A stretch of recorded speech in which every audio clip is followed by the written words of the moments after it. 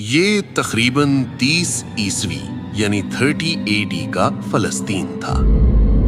ایک خاموش صبح جب ایک گھر کا دروازہ کھلا، ایک عورت اپنے شوہر اور بھائی کو جگانے کے لیے ان کے بستر تک گئی، لیکن جب اس نے چادر ہٹائی تو منظر دیکھ کر اس کی رگوں میں خون جم گیا۔ بستر پر انسان نہیں تھے، وہاں خنزیر اور بندر بیٹھے تھے۔ وہ جانور چیخ نہیں رہے تھے، وہ رو رہے تھے۔ ان کی آنکھوں سے انسانوں جیسے آنسو بہہ رہے تھے۔ وہ جانور اس عورت کے قدموں میں گر گئے، اپنا سر اس کے دامن سے رگڑنے لگے۔ عورت نے کانپتے ہوئے پوچھا، کیا تم میرے شوہر ہو؟ کیا تم میرے فلاں ہو؟ اور وہ جانور انسانی سمجھ بوجھ کے ساتھ اپنا سر ہلا کر اشارہ کرتے رہے، ہاں میں وہی ہوں، میں وہی ہوں۔ یہ خوفناک انجام کسی جادوئی کہانی کا حصہ نہیں ہے، یہ قرآن مجید کی سورۃ المائدہ کی وہ زندہ تفسیر ہے جس نے پوری بنی اسرائیل کو ہلا کر رکھ دیا تھا۔ آج ہم تاریخ کے اس ورق کو پلٹیں گے جب انسانوں نے جنت کا کھانا کھایا اور پھر ناشکری کی قیمت اپنی انسانیت کھو کر ادا کی۔ اس واقعے کو سمجھنے کے لیے ہمیں اس تباہی سے کچھ دن پیچھے جانا ہوگا۔ یہ حضرت عیسیٰ علیہ السلام کا دور تھا، وہ نبی جنہیں اللہ نے روح پھونک کر پیدا کیا، جو مردوں کو زندہ کرتے اور مٹی کے پرندوں میں جان ڈالتے تھے۔ آپ کے ساتھ ہی جنہیں حواری یعنی ڈسائپلز کہا جاتا ہے، وہ مچھیرے اور مزدور تھے، نہ ان کے پاس گھر تھے نہ مال۔ وہ کئی دن تک صحراؤں میں بھوکے پیاسے سفر کرتے تھے۔ ایک دن بھوک نے ان کے صبر کا پیمانہ لبریز کر دیا۔ ان کے دلوں میں ایک خواہش جاگی، ایک ایسی خواہش جو بظاہر ناممکن تھی۔ وہ حضرت عیسیٰ علیہ السلام کے پاس آئے اور ایک ایسا سوال کیا جس میں ایمان اور شک دونوں کی آمیزش تھی۔ قرآن اس مکالمے کو یوں بیان کرتا ہے، یا عیسیٰ ابن مریم هل يستطيع ربك ان ينزل علينا مائدة من السماء؟ اے عیسیٰ ابن مریم، کیا آپ کا رب ایسا کر سکتا ہے کہ ہم پر آسمان سے کھانے کا دسترخوان اتارے؟ یہ سوال صرف روٹی کا نہیں تھا، انہوں نے اللہ کی قدرت کو، پاور کو چیلنج کیا تھا۔ کیا وہ ایسا کر سکتا ہے؟ حضرت عیسیٰ علیہ السلام جو اللہ کے جلیل القدر نبی تھے، ان کے چہرے پر دکھ اور جلال آ گیا۔ آپ نے فرمایا، اتقوا اللہ، اللہ سے ڈرو، اگر تم ایمان رکھتے ہو تو ایسی شرطیں مت لگاؤ۔ حواریوں کو احساس ہوا کہ بات بگڑ گئی ہے۔ انہوں نے فوراً اپنی نیت صاف کی، کہا، اے نبی، ہم شک نہیں کر رہے، ہم تو صرف یہ چاہتے ہیں کہ اس جنتی کھانے سے ہمارے پیٹ بھریں اور ہماری آنکھیں یہ معجزہ دیکھ کر ہمیشہ کے لیے مطمئن ہو جائیں۔ وہ چاہتے تھے کہ یہ دن ان کے لیے اور ان کے بعد آنے والوں کے لیے ایک عید بن جائے۔ ان کی حالت دیکھ کر حضرت عیسیٰ علیہ السلام کا دل نرم پڑ گیا۔ آپ نے وضو کیا، مصلی پر کھڑے ہوئے اور پھر اپنے رب سے وہ تاریخی دعا مانگی جس نے آسمان کے دروازے کھول دیے۔ حضرت عیسیٰ علیہ السلام نے ٹاٹ کا لباس پہنا اور روتے ہوئے دعا کی، اللہم ربنا انزل علینا مائدۃ من السماء۔ اے اللہ، اے ہمارے رب، ہم پر آسمان سے کھانے کا دسترخوان اتار دے۔ آسمان کے دروازوں پر دستک ہوئی، اللہ کی رحمت جوش میں آئی، لیکن اس رحمت کے ساتھ ایک بھاری شرط بھی تھی۔ اللہ نے فرمایا، میں اسے تم پر اتار تو دوں گا، لیکن اس کے بعد تم میں سے جس نے کفر یعنی ناشکری کی تو میں اسے ایسا عذاب دوں گا جو جہان میں کسی کو نہ دیا گیا ہو۔ یہ ایک حتمی تنبیہ تھی، معجزہ جتنا بڑا ہوتا ہے اس کی ذمہ داری اتنی ہی بھاری ہوتی ہے۔ دعا قبول ہوئی۔ اچانک لوگوں نے دیکھا کہ آسمان پر ایک سرخ بادل یعنی ریڈ کلاؤڈ نمودار ہوا۔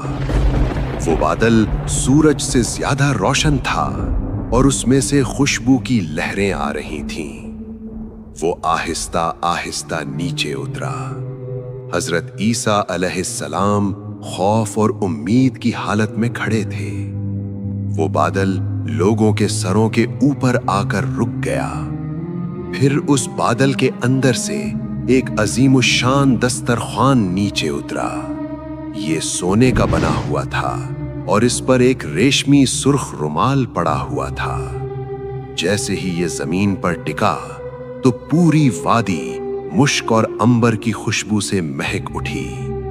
हजारों लोग सांस रोके इस गैबी तोहफे को देख रहे थे। हजरत ईसा अलैहिस्सलाम ने बिस्मिल्लाह पढ़कर कपड़ा हटाया।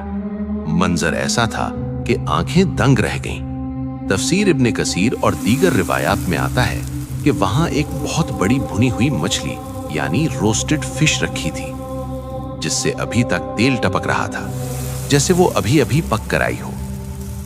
इस मछली के न कांटे थे और न छिलके।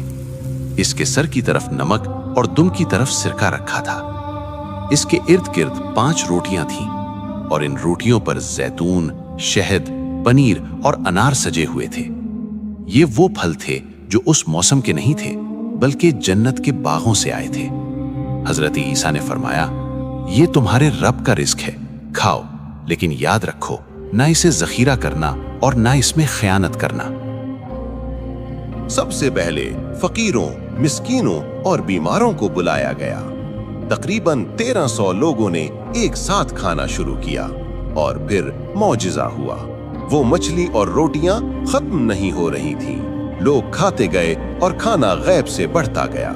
सिर्फ पेट नहीं भरे बल्कि तकबीरें बदल गईं। रिवायात कहती हैं, जिस अंधे यानी ब्लाइंड ने वो खाना खाया उसकी बीनाई वापस आ गई। जिस कोढ़ी यानी लेपर ने खाया उसकी जिल्द साफ हो गई। जो गरीब था वो शाम तक गनी हो गया। ये अल्लाह की रहमत का खुला मुजाहिरा था, लेकिन अफसोस इंसान की लालच कभी नहीं भरती। दिन ढलने लगा तो मुनाफिकीन के दिलों में शैतान ने वसवसा डाला। वो लोग जिन्होंने अपनी आंखों से मोजज़ा देखा था, अब सरगोशियां करने लगे।